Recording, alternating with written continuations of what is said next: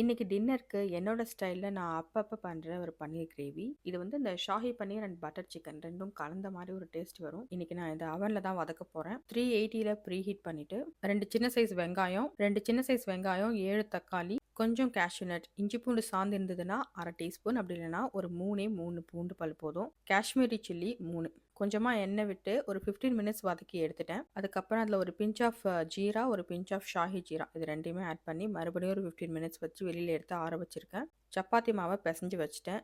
இதெல்லாம் ரெடியாக எடுத்து வச்சுட்டு என்னோட மீட்டிங் போயிட்டேன். மீட்டிங் முடிஞ்சு வந்ததுக்கப்புறம் ஆறின வெங்காயம், தக்காளி எல்லாத்தையும் நல்லா ஃபைன் பேஸ்ட்டாக கொஞ்சமாக உப்பு சேர்த்து அரைச்சிட்டு அதே வானலில் அதை லோ ஃப்ளேமில் வச்சு அது குக் ஆகிட்டே இருக்கிற நேரத்தில் குடமிளகாவை தனியாக ஒரு வதக்கிட்டு அதில் ஆட் பண்ணிக்கலாம். இதில் சால்ட் செக் பண்ணிவிட்டு கசூரி மேத்தியை மழைச்சாரல் மாதிரி அப்படியே தூவி விட்டுருக்கேன். தேவையான அளவுக்கு பன்னீர் பீசஸ் ஆட் பண்ணதுக்கப்புறம் ஹை ஃப்ளேமில் லேசாக வதக்கின குடமிளகாவையும் ஆட் பண்ணிடலாம். ஏன்னா அது ரொம்ப குழஞ்சிருக்கக்கூடாது, க்ரன்ச்சியாக இருக்கணும். இதை இப்போ நல்லா மிக்ஸ் பண்ணிவிட்டு cook it covered for additional 20 minutes. Low கார்பாக சாப்பிட்ணுன்னா சாலட் கூட கம்பைன் பண்ணுங்கள். இல்லைனா சப்பாத்தி, நான், பரோட்டா, எனிதிங். என்ஜாய்.